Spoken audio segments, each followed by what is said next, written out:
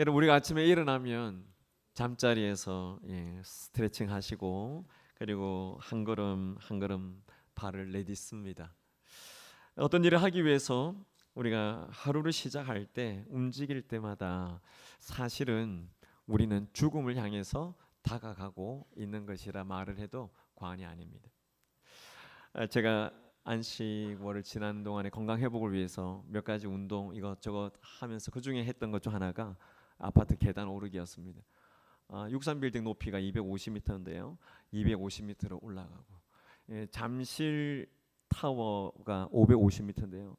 550m를 올라갈 때 제가 회복되는 것 같지만 사실은 죽음을 향해서 다가가고 있는 것이라 말할 수 있습니다. 왜냐하면 우리를 지탱하고 있는 이 몸의 기력이 마치 썰물처럼 우리에게서 계속 빠져나가고 있기 때문입니다.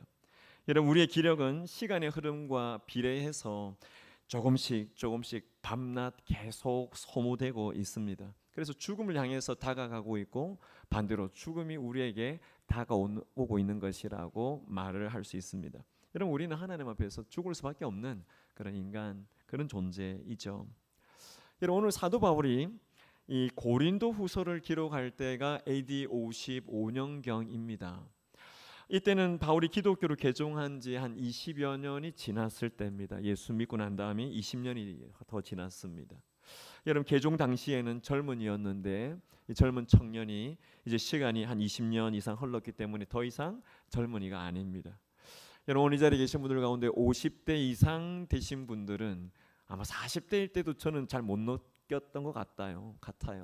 그래도 40대는 막 달려왔는데 50대가 되면서 그 이상 되신 분들은 정말 세월이 빠르구나, 세월이 빠른 그 세월 속에서 내 몸도 정말 빨리 쇠하는구나 라고 하는 것을 아마 다 느끼시고 계실 겁니다. 여러분, 바울은 지금 노경에 접어들었습니다. 자신의 오늘 말씀 보면 겉사람이 낡아지고 있다라고 하는 것을 느꼈기 때문에 겉사람의 낡아짐에 대해서도 언급하고 있습니다. 그것뿐만 아닙니다. 오늘 말씀 본문 전체가 4장이 본문인데요, 4장 중에 8절과 9절을 보면 자신의 이런 상황도 표현하고 있습니다. 내가 사방으로 우겨쌈을 당했는데, 내가 답답한 일을 당했는데, 내가 박해도 받았는데, 내가 거꾸로 뜨림도 당했는데, 이런 표현을 쓰고 있어요. 여러분, 이 표현이 어느 정도인가 원어적으로 조금 풀어보면, 사방으로 우겨쌈을 당했다라고 하는 것은 모든 면에서 압박을 받는 겁니다. 누군가가 위에서 계속 밑으로 누르는 그 눌림이 있다는 말입니다. 답답한 일을 당했다라고 하는 것은 이쪽으로 갈 수도 없고 저쪽으로 갈 수 없고 앞으로 뒤로 갈 수 없고 사방이 막혀있는 사면초가의 상황에 봉착해 있다라고 하는 말입니다. 그리고 박해를 받았다라고 하는 이 말은 마치 짐승을 쫓아가는 사냥꾼이, 짐승이 사냥꾼에게 쫓겨가는 것처럼 뒤에서 누군가가 계속 추격해오는 그런 의미가 여기 담겨져 있습니다. 그리고 마지막에 나와 있는 거꾸로 뜨림을 당한다라고 하는 것은 레슬링 경기에 나오는 용어죠. 레슬링 경기에서 잡아서 들어서 내리꽂을 때 거꾸로 뜨림을 당하는 그러한 상황을 말합니다. 여러분, 다시 말하면 위에서는 누르고 있고요, 뒤에서는 우리의 삶을 누군가 막 추격해오고 있고, 그러면서 밑에서는 누군가 내 다리를 잡아서 들어서 거꾸로 때리고 있는, 도망가고 싶은데 이리도 저리도 사방 어디도 갈 수 없는 그런 상황에 지금 바울이 처해 있다라고 말하는 것입니다. 여러분, 앞서 말씀드린 것처럼 바울은 노경에 접어들어서 그가 겉사람이 낡아지고 있다, 개역 한글 표현으로 하면 겉사람이 후패하였다라고 하는 이 말이 절실히 느껴질 때입니다.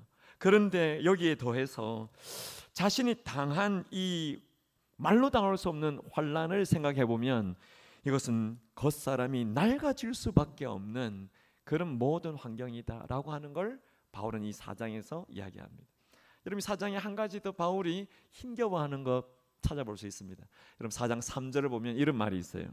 만일 우리의 복음이 가리였으면 망하는 자들에게 가려진 것이다. 무슨 말이겠습니까? 대사도이지 않습니까? 위대한 사도 바울인데 복음을 전할 때마다 그는 놀라운 역사들이 일어났습니다.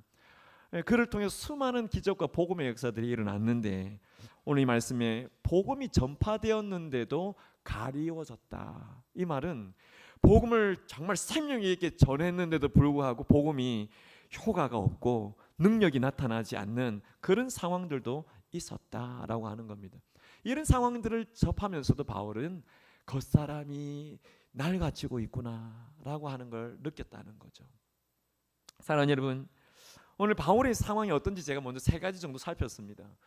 몸도 노경이고 말로 닿을 수 없는 환란이 자신의 삶에 있고, 그러면서도 복음의 능력이 계속 되면 좋겠는데 그게 먹히지 않을 때도 있을 이때 자신을 돌아보니까 그 사람이 계속 날 가지고 있더라는 거죠. 근데 오늘 바울이 정말 놀라운 고백을 하는 것은 우리가 함께 읽으신 16절입니다. 이런 환경 속에서도 불구하고 이 고백을 했어요. 같이 읽어보십시오. 그러므로 우리가 낙심하지 아니하노니 우리의 겉사람은 낡아지나 우리의 속사람은 날로 새로워지도다. 여러분, 조금 전에 말씀드린 상황들은 육체적으로 낡아지고 있고 모든 환란이 말로 다룰 수 없이 압박하고 있는, 복음의 능력도 잘 나타나지 않는 상황들을 접하게 될 때 낙심할 수밖에 없습니다. 우리 상황도 마찬가지잖아요. 육체적으로 질병이 있고 여러 상황 속에서 사역이 제대로 안 풀리고 또 말할 수 없는 고난이 나를 찾아와 있으면 낙심할 수밖에 없는 상황입니다. 근데 바울은 낙심하지 아니하노니 이렇게 말합니다. 낙심하지 아니하노니라고 말하면서 겉사람이 날 가지고 있지만 내 속사람은 어떻게 되고 있다고 말합니까? 날로 새로워지는도다, 이 고백을 하고 있습니다. 여러분, 저는 오늘 이 바울의 이 고백 속에서 어떻게 겉사람은 계속 날 가지고 있는데 속사람이 날로 새로워지고 있는가, 이 고백을 할 수 있는 비결이 과연 무엇인가, 바울은 뭘 붙잡고 있기 때문에 이런 말을 할 수 있는가, 한 두 가지를 비결을 찾아보려고 합니다.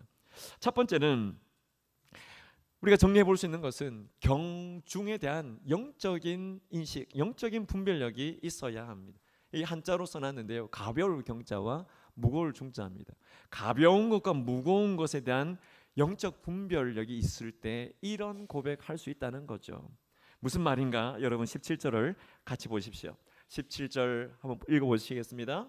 우리가 잠시 받는 환난에 경한 것이 지극히 크고 영원한 영광에 중한 것을 우리에게 이루게 함이니. 여러분, 여기에 경한 것과 중한 것이 나오죠. 경중이 여기 다 나옵니다. 여러분, 조금 전에 읽으신 이 17절은 바로 앞에 있는 16절에 대한 이유를 설명하고 있습니다. 그래서 이 16절을 시작할 때는 원문에 토가르, 영어로 하면 because라고 하는 단어로 시작하는데, 그 말은 겉사람은 낡아지지만 속사람이 날로 새로워지는 이유가 있는데 그 이유는 바로 이것이다 하고 설명하는 거죠. 제가 번역을 조금 바꿔서 해보면 왜냐하면 우리가 잠시 받는 환난에 경한 것이 지극히 크고 영원한 영광에 중한 것을 이루기 때문입니다 라고 이야기를 하고 있는 겁니다. 여러분, 여기서 바울이 환난에 경한 것 이야기할 때 기분 나쁘지 않습니까? 환난에 경한 것, 환난이 가볍다고? 내가 당한 환난을 그가 모르고 지금 하는 소리 아닌가? 이 사람이 지금 내가 당한 환난과 핍박과 고난이 얼마나 엄청난 고통이었는지 모르니까 환난이 경하다고, 또 얼마나 내가 길게 그 고난을 당했는데 잠시 받는 환난이라고 이렇게 경솔하게 이야기하는가, 그렇게 생각하실 수 있을지 모르겠습니다. 여러분, 바울이 환난에 경한 것이라고 말할 때 어떤 분들은 만약에 바울이 옆에 있다면 멱살을 잡고 이야기할지도 모릅니다. 내가 얼마나 오랫동안 고통이 수반되는 그 고질적인 질병에 걸려왔는지 당신은 아는가? 내가 이 자녀의 문제 해결하지 못해서 얼마나 오랫동안 자녀 때문에 눈물로 밤을 새웠는지 당신은 아는가? 내가 사업에 망하고 난 다음에 이 사업 다시 일어나지 못해서 평생을 그 밑바닥에서 이렇게 고통당하고 압박당해 왔는데 그걸 당신 아는가? 그걸 알고서 환난이 경하다고 말할 수 있는가? 아마 이런 생각하실 수 있는 분이 계실 수 있을 것 같습니다. 그러나 여러분, 바울이 오늘 환난에 경한 것이라고 이야기할 때 바울은 자신의 삶에서 온갖 종류의 고난과 고통을 다 겪어본 사람이라고 하는 거 우리가 알아야 됩니다. 고린도후서 11장에 가서 보면 23절부터 28절에 내가 어떤 고난을 당했다라고 하는 걸 쭉 열거합니다. 바울이 감옥에도 여러 번 들어갔습니다. 우리말로 하면 교도소에 평생 한 번도 안 갈 교도소를 여러 번 갔던 사람입니다. 이 바울이 매를 수없이 만났습니다. 40에 한 번 하나 감한 매, 40을 때리면 죽을까 싶어서 하나를 감해서 때리는 그 매를 5번이나 맞았습니다. 태장에 맞아 죽을 뻔했다고 했습니다. 3번이나 파선해서 일주야를 바다에서 죽을 생명 하나님 살려주셨다고 했습니다. 사람들로 인해 고통을 많이 겪었는데 심지어 유대인 동족들까지도 자기를 괴롭히고 이방인들의 고통을 당하고 강도의 고통을 당하고 또 거짓 사람, 거짓 교사들의 고통을, 위험을 감수하는 일까지 당했습니다. 여러분, 대적들이 그렇게 고통스럽게 하는 것뿐만 아니라 바울은 먹을 것, 잠잘 것, 입을 것 때문에도 고통을 당한 사람입니다. 그리고 이 바울에게는 늘 고난과 같이 마음속에 고통처럼 짓누르고 있는 염려가 하나 있었는데 그 염려가 늘 교회들을 향한 염려를 가지고 있었습니다. 이 염려가 떠나지 않은 그런 사람이었습니다. 여러분, 이런 고통을 겪었다고 하면 우리하고 비슷하다고 말할 수도 있겠지만, 그죠? 바울의 이 고난은 정말 백화점과 같은 다양한 고난을 다 당한 그런 사람이라고 말할 수 있습니다. 여러분, 이런 고통을 당했던 바울 사도가 환난이 경하다, 이런 많은 고통을 당했는데 어떻게 환난이 가벼운 것이었다고 이야기하는가? 이거 우리 주목해 볼 필요가 있습니다. 여러분, 우리가 바울이 이런 고난 고통을 당했다는 말을 들을 때 어쩌면 어떤 분들은 바울은 우리와는 달라서 어떤 고난 고통을 그래도 잘 참는 사람인가 보다, 그렇게 생각할 수도 있겠죠. 어떤 분들은 바울은 그만한 능력을 가졌을 거야, 우리한테 주시지 않은 뭔가 다른 게 있을 거야, 이렇게 생각하시는 분들도 많으실 거예요. 여러분, 바울은 우리하고 똑같습니다. 우리가 동일한 성정을 가진 사람이고 바울도 그 내면이 부드러운 사람입니다. 누군가가 강한 이야기를 하면 상처받는 그런 마음을 가진 자입니다. 아픔이 있었고 이 아픔 때문에 하나님 이 질병을 저에게서 좀 떠나가게 해달라고, 해방시켜달라고 3번이나 기도한 적도 있었습니다. 여러분, 바울이 이런 모진 고난과 고통을 당하면서도 오늘 말씀에 환난이 경하다, 그 고통이 가볍다, 이렇게 말하는 것, 어떻게 이런 말을 할 수가 있었겠는가? 오늘 말씀을 묵상하다 보면 바울이 비교하는 더 큰 것이 있습니다. 바울이 비교하는 더 무거운 중대한 문제가 있습니다. 이 환난의 경험과 비교하는 바울의 비교 대상이 무엇이었습니까? 말씀을 보시면서 발견하셨죠? 네, 영광에 중한 것, 영광에 중한 것입니다.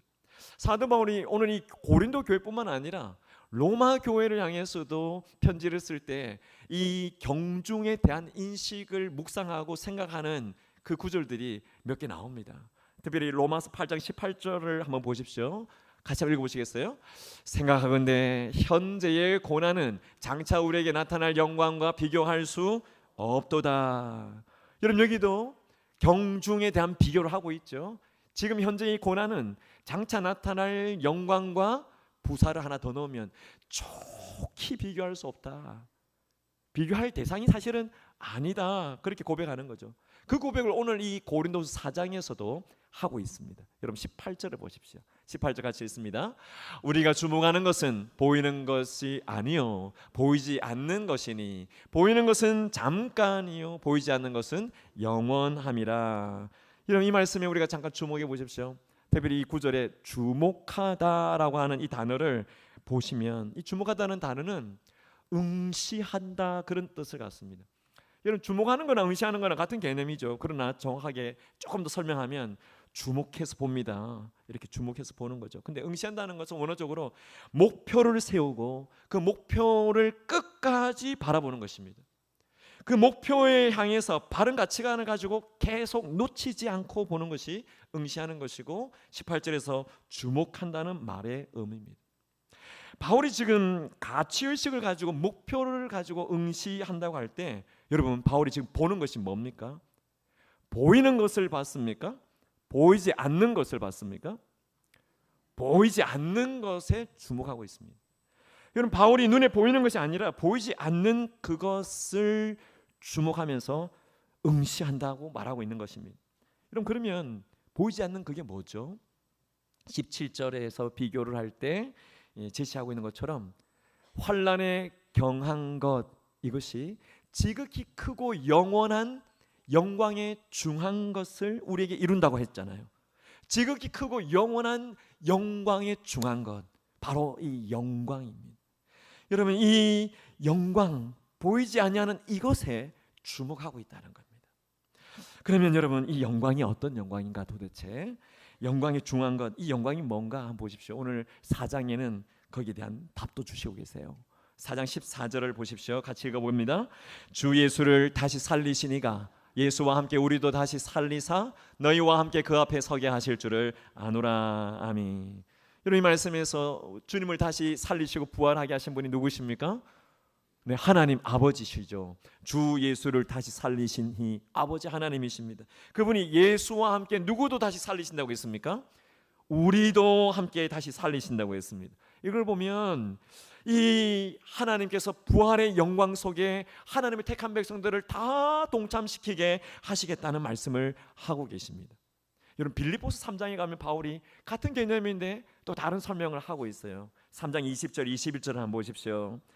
우리의 시민권은 하늘에 있는데 거기로부터 오시는 예수 그리스도가 오셔서 우리의 낮은 몸을 자기의 영광스러운 몸으로 변화하게 하실 것이다 하시는 말씀을 바울이 동일하게 고백하고 있습니다.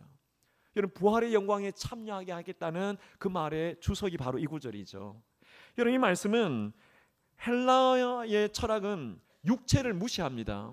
헬라는 육체를 가치 있게 여기지 않습니다. 그래서 헬라 철학의 구원이라고 하면 육체 안에 갇혀 있는 영혼을 벗어나게 하는 것, 영혼이 육체에서 떠나는 것이 구원이다, 이렇게 이야기합니다. 그래서 육체는 쓸모없는 것. 하지만 헬라 문화 속에 있었던 바울은 성경적 가치관이 분명했습니다.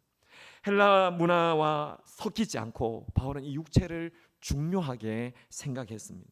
그래서 오늘 이 말씀처럼 하늘로부터 구원하는 자 예수 그리스도가 다시 오시는데, 그분이 오시면 우리의 낮은 몸을 영광스러운 주님의 몸의 형체와 같이 변화시킬 것이다 라고 하는 육체에 대해서 의미심장한 해석을 말씀하고 있습니다.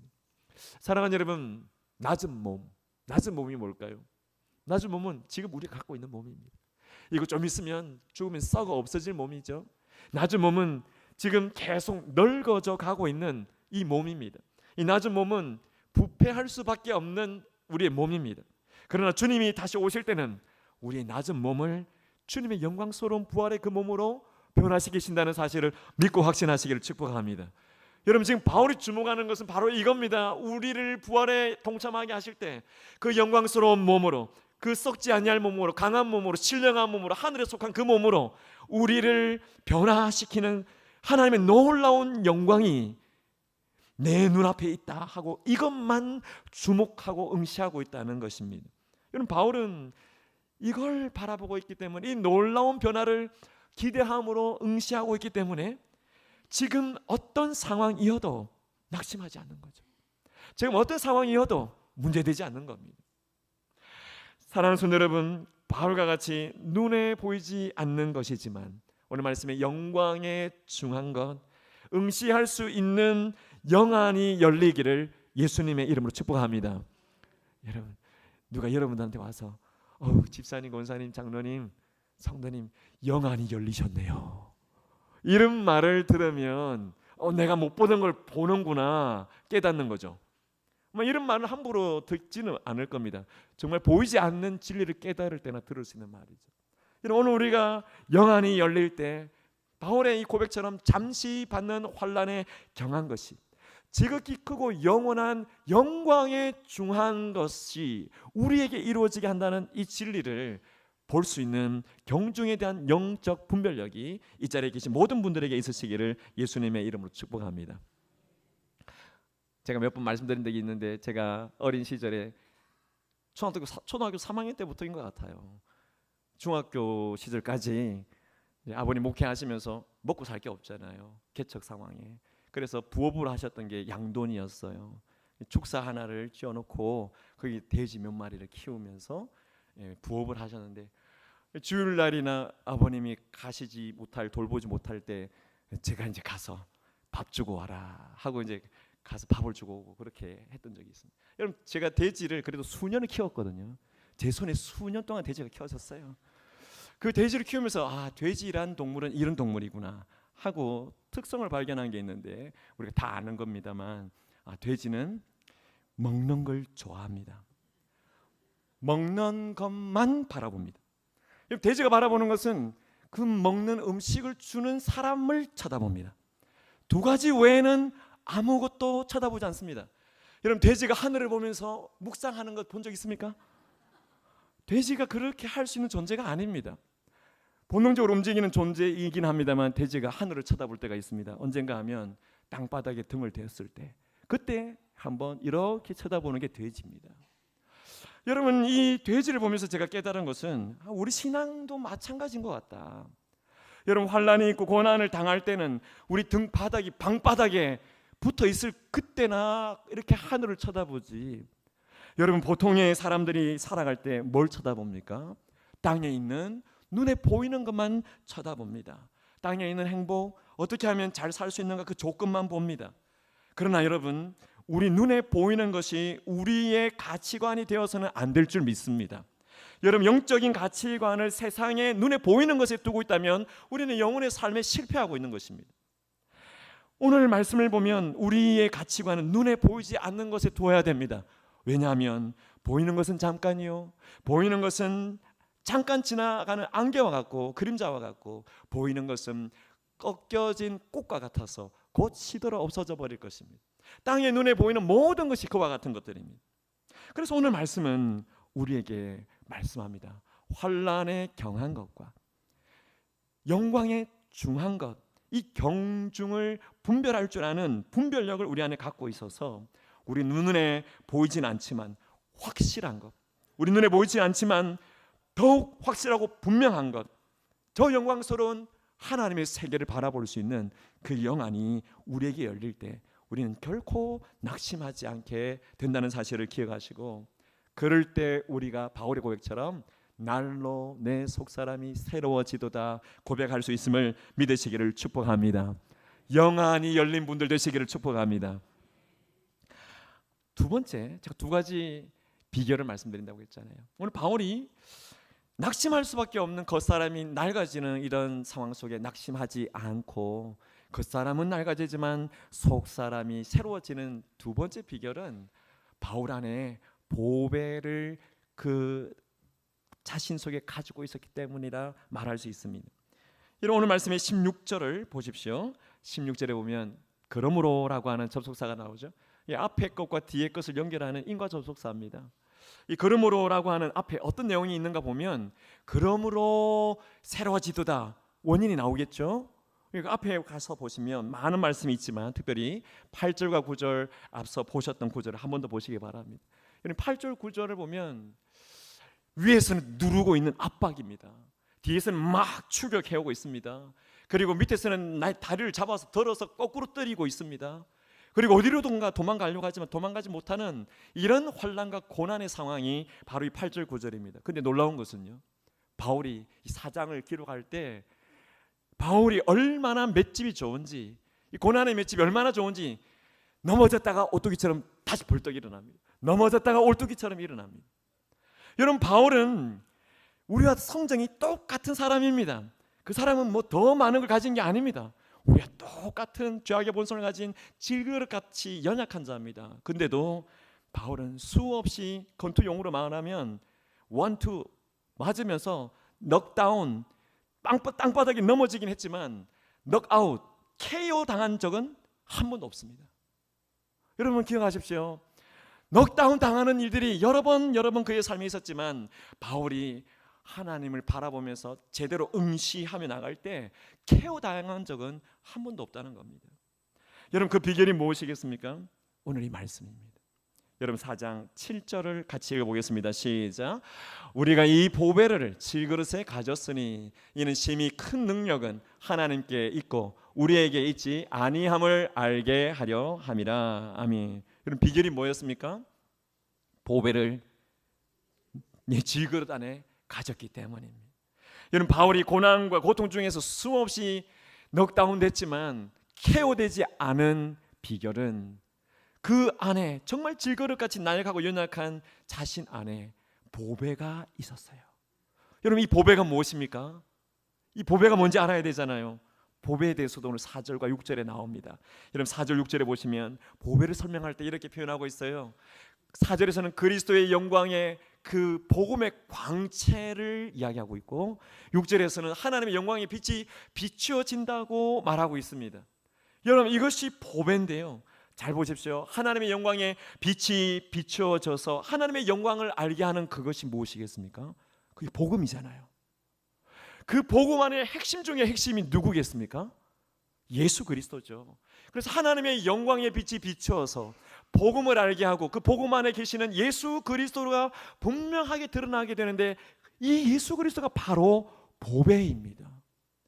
사랑하는 여러분, 이 보배가 바로 예수 그리스도라는 사실을 우리가 깨달을 때 사도 바울이 환난과 고통 가운데 쓰러졌다가도 다시 일어날 때 예수님 때문에, 다시 말하면 예수님이 주시는 생명 때문에, 예수 생명이 자신 안에 있어서 이 보배 때문에 KO되지 않고 계속 일어날 수 있었다는 사실을 우리가 꼭 기억하시기를 축복합니다.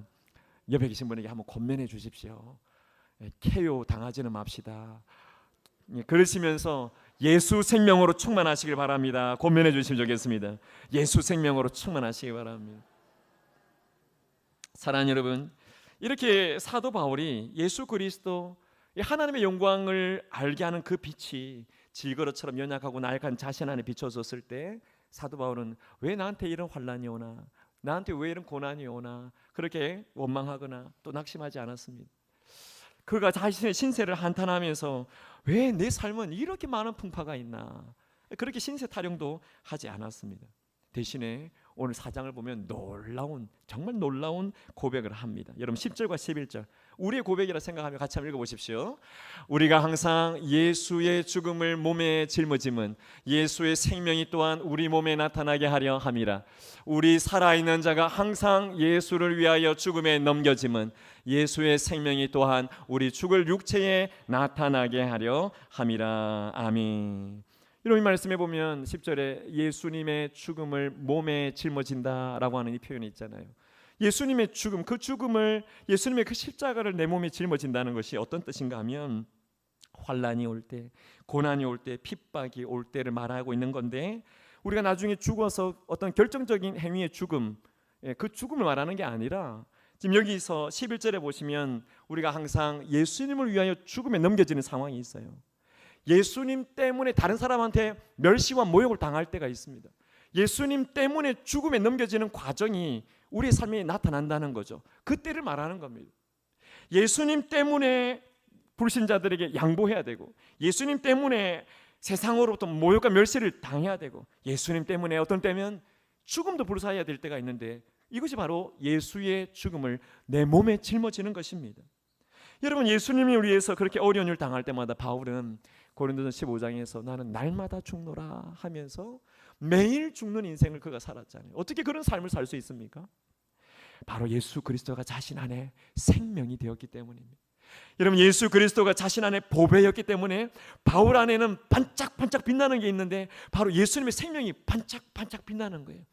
바울 안에 그 보배 안에 예수님의 생명이 빛나니까 자신의 삶의 그것들이 그대로 나타나는 겁니다. 여러분, 이것이 기독교의 진리입니다. 어떻게 죽는다는데 사는지, 어떻게 죽는다는데 날마다 새로워진다는 건지 역설적인 진리죠. 오늘 이 자리에 계신 사랑하는 여러분, 우리 안에 보배이신 예수 그리스도가 우리의 내면에 계시고 예수님의 생명이 우리 안에 계셔서 예수 그리스도 그분으로 인하여 반짝반짝 빛이 나는 예수 생명으로 충만한 모든 주님의 백성 되시기를 축복합니다. 여러분, 예수님의 생명이 내 안에 있고 부활의 그 생명이 우리 안에 역사하실 때 우리의 겉사람은 여러 가지 상황 속에서 날로 낡아지지만 우리의 속사람은 날로 새로워진다는 이 진리를 깨닫는 귀한 은혜가 있으시기를 축복합니다. 여러분, 이 진리가 우리 안에 분명히 있을 때 우리는 낙심하지 않습니다. 우리는 새로워지는 비결을 터득하게 되는 겁니다. 말씀을 맺겠습니다. 여러분, 이렇게 말씀을 드려도 오늘 바울은 그 사람 정말 대단해. 그 사람은 나하고 다른 사람이야. 뭐 달라도 하나님께 더 많은 걸 그에게 주셨겠지. 그 사람은 달라. 이러면서 바울과 우리의 간격을 버려놓고 그건 그거 우리는 또 다른 문제야. 이렇게 생각하시는 분이 없으시기를 바랍니다. 여러분, 바울 역시 죄악된 본성을 가진 질그릇과 같은 그런 존재였고, 그렇게 약한 자였지만 바울 안에 예수님이 계시고 예수 생명, 부활 생명이 있으니까 육체 가운데 그 빛이 계속 나타난 겁니다. 사랑하는 여러분, 오늘 우리가 동일한 예수를 믿는데 내 삶에는 왜 바울의 삶에 나타난 그 생명이 나타나지 않는가? 우리가 동일한 예수님을 믿는데 왜 나는 겉사람만 계속 날 가지고 속사람은 새로워지지 않는가? 그런 생각이 드신다고 한다면 한 가지 우리가 고민해 봐야 됩니다. 왜 그럴까? 많은 이유가 있겠지만 여러분, 우리가 주님을 위해서 고난을 당하지 않으면 오늘 말씀에 생명의 역사가 일어나지 않는다는 사실을 꼭 기억하시기를 바랍니다.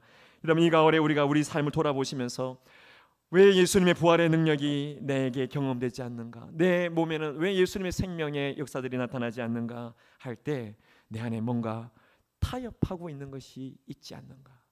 죄와 타협하고 있는지, 불의와 타협하고 있는지, 부정과 타협하고 있는지, 안일과 나태와 타협하고 있는 건 없는지 돌아볼 필요가 있습니다.